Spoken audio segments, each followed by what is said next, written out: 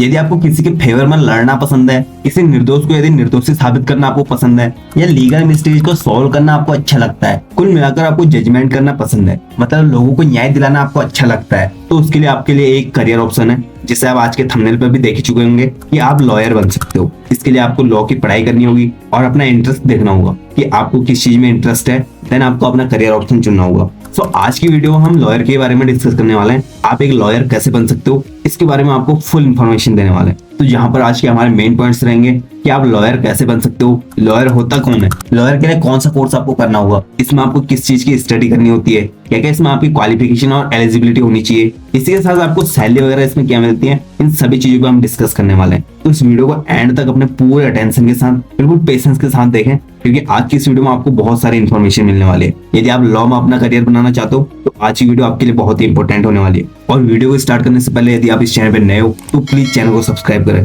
क्योंकि support time पे आपका भाई आपको हमेशा सपोर्ट करते रहता है। और इसके आने वाली वीडियो जो आपसे कोई भी छोड़ ना पाए तो मेक श्योर करें कि आप चैनल को सब्सक्राइब करके ऑल नोटिफिकेशन पे क्लिक जरूर करें। तो चलो आपका बिना टाइम वेस्ट के वीडियो को स्टार्ट करते हैं और लॉयर बनने के इस प्रोसेस को स्टेप बाय स्टेप पूरा समझते हैं। देखिए लॉयर होता कौन है, सबसे पहले इस पर हम डिस्कस करते हैं। आप में से ज्यादातर लोगों ने देखा ही होगा, चाहे रियलिटी में देखा हो या फिर मूवीज में आपने देखा हो या कभी न्यूज में सुना हो कि जो अदालत में एक दूसरे के पक्ष विपक्ष में बोलते हैं, मतलब कोई यदि निर्दोष है तो उसे निर्दोषी साबित करना एक लॉयर की जिम्मेदारी होती है, जिसे हम हिंदी में वकील भी कहते हैं। तो लॉयर अपने क्लाइंट्स बनाता है, मतलब जिस बंदे को वकील की जरूरत है, और वो फिर उसी के पक्ष में बोलता है, उसे केवल उसके फेवर में बोलने का हक है। और जो दूसरा आपका प्रोस्पेक्टिव है उसके बारे में सबूत इकट्ठा करके उसे दोषी साबित करने की कोशिश करता है। तो मैं आशा कर रहा हूँ आप यहाँ तक पूरा प्रोसेस समझ रहे होंगे कि एक लॉयर का काम क्या होता है। तो आपने अदालत देखी होगी जहाँ पर एक जज होता है और बहुत सारे लोग होते हैं, और दो पक्ष ऐसे होते हैं जिनके बीच में कुछ मिसअंडरस्टैंडिंग होती है, और उसी मिसअंडरस्टैंडिंग को सॉल्व करने के लिए एक लॉयर और जज का काम होता है। और यदि किसी लॉयर ने सबूत इकट्ठा करके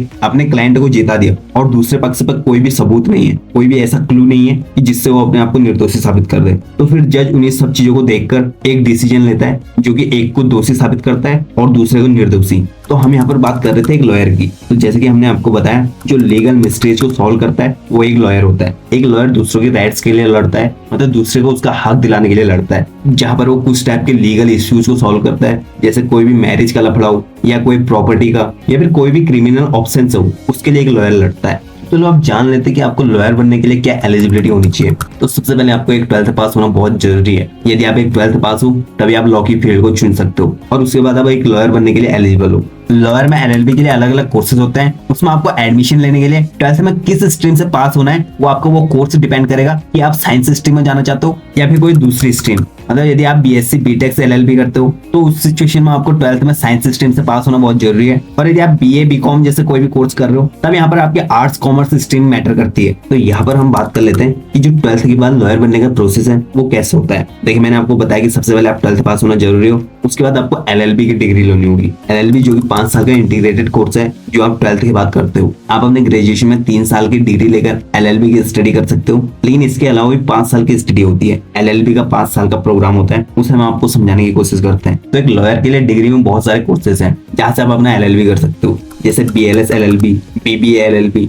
बीबीए एलएलबी ऑनर्स। ऐसे बीकॉम और बीए एलएलबी बहुत सारे कोर्सेज हैं जहाँ पर आप इनकी स्टडी करके एलएलबी के कोर्स को पूरा कर सकते हो। और यहीं पर आपकी science commerce arts stream matter करती है। देखिए एलएलबी के लिए जैसे हम 12th के बाद कोई नॉर्मल डिग्री ले लेते हैं, चाहे वो बीएससी बीकॉम बीए कोई भी हो, उसी तरह आप इन्हीं कॉमन सब्जेक्ट से आप एलएलबी कर सकते हो। मतलब जैसे कि हमने आपको बताया कि आप बीए एलएलबी कर सकते हो, बीकॉम एलएलबी कर सकते हो, बीएससी एलएलबी कर सकते हो, जिसमें आपके पास 12th में साइंस स्ट्रीम होनी बहुत जरूरी है। आप बीटेक एलएलबी कर सकते हो, ये भी एलएलबी के लिए एक टाइप का कोर्स है। इसमें भी आपको 12th बाद साइंस स्ट्रीम से होना बहुत जरूरी है। साथ ही बीटेक एलएलबी का कोर्स 6 साल का होता है। इस टाइप से एलएलबी के भी अलग अलग कोर्सेज होते हैं, जिससे अपने चॉइस के अकॉर्डिंग आप चूज करके उस कोर्स को कर सकते हो। तो यहाँ पर जो कॉलेजेस की फीस होती है, वो जो आप 5 ईयर इंटीग्रेटेड एलएलबी कोर्स करते हो उसके लिए आपकी कोर्स फीस आपके कॉलेज टू कॉलेज भी डिपेंड करती है। और जो एक एस्टिमेट अमाउंट होता है वो 40,000 से 3 लाख के बीच में आपका अमाउंट हो सकता है। मतलब आपके 5 साल के कोर्स के लिए 3 से 4 लाख आपकी फीस हो सकती है। तो यहाँ पर ज्यादातर स्टूडेंट का ये भी क्वेश्चन रहता है कि यदि हमें एलएलबी के कोर्स को करना है तो जैसे हमें एमबीबीएस और जेई के लिए एंट्रेंस टेस्ट देना होता है, तो क्या हमें एलएलबी में भी एडमिशन के लिए टेस्ट देना होगा? तो उसका आंसर है यस, आपको एलएलबी का भी एंट्रेंस टेस्ट देना होगा। जहाँ पर यदि आप इन एंट्रेंस एग्जाम को आप क्लियर करते हो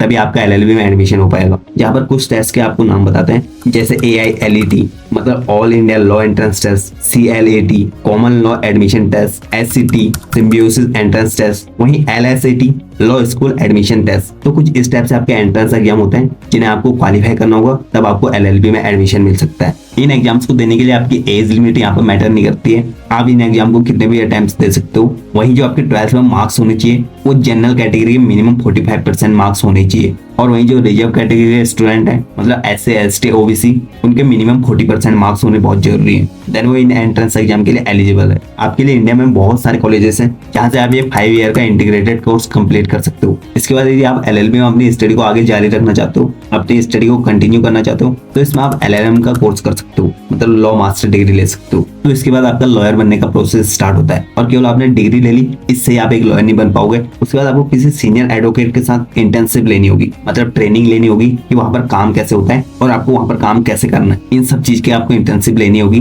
किसी भी लॉ फर्म में, जहाँ पर आप किसी सीनियर एडवोकेट के साथ ये सब सीख सकते हो। यहाँ पर भी स्टूडेंट का ये क्वेश्चन भी रहता है, उनका ये डाउट रहता है कि लॉयर और एडवोकेट एक ही होते हैं, मतलब इनके काम अलग अलग होते हैं या फिर एक ही होता है। तो उनकी नॉलेज के लिए मैं आपको बता दूं कि एक एडवोकेट वो होता है जो कोर्ट में केस लड़ता है, मतलब अपने क्लाइंट के लिए लड़ता है, और वो एक बार काउंसिल ऑफ इंडिया में रजिस्टर होता है। और वही जो एक लॉयर होता है वो बिजनेस फर्म एंड कंपनीज के लिए लड़ता है, मतलब बिजनेसेस के लिए लीगल एडवाइस प्रोवाइड करता है, और अपने क्लाइंट के केस को कोर्ट में प्रेजेंट नहीं कर सकता है। और वहीं जो दूसरी ओर एडवोकेट है वो कोर्ट में अपने क्लाइंट के लिए केस लड़ता है, और लॉयर कोर्ट में केस नहीं लड़ता है। दोनों के बीच में यही डिफरेंस है, क्योंकि एक lawyer bar council of India में रजिस्टर नहीं होता है। तो इसी के साथ जान लेते हैं, यदि आप एक लॉयर बन जाते हो उसके बाद आप किस किस चीज के लिए वर्क कर सकते हो। तो आप कॉर्पोरेट बिजनेसेस के लिए वर्क कर सकते हो, मल्टीनेशनल कंपनीज के लिए, इंजीनियरिंग फर्म के लिए, पॉलिटिकल पार्टीज के लिए, फाइनेंस कंपनीज के लिए, वहीं कंसल्टिंग फर्म के लिए आप यहाँ पर वर्क कर सकते हो। लॉ के कॉमन स्पेशलाइजेशन भी होते हैं, जैसे यहाँ पर criminal law, civil law, tax law, corporate law,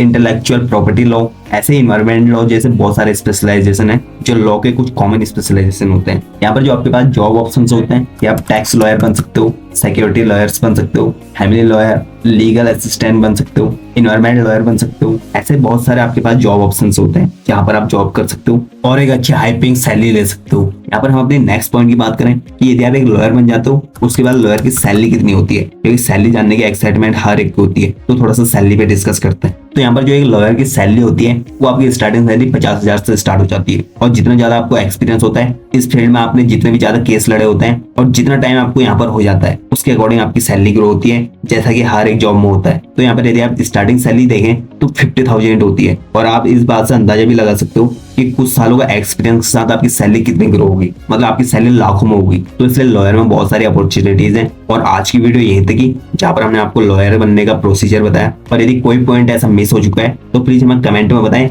और आपकी भी कोई डाउट्स या प्रॉब्लम्स होती हैं तो हमें कमेंट में जरूर बताया करो। और यदि वीडियो अच्छी लगी हो तो दूसरों के साथ शेयर जरूर करना, और यदि इस चैनल पे नए हो तो चैनल को सब्सक्राइब करें, क्योंकि सपोर्ट टाइम पे आपका भाई आपको हमेशा सपोर्ट करते रहता है। और साथ ही हमारी वीडियो को देखने के लिए आपका बहुत बहुत धन्यवाद।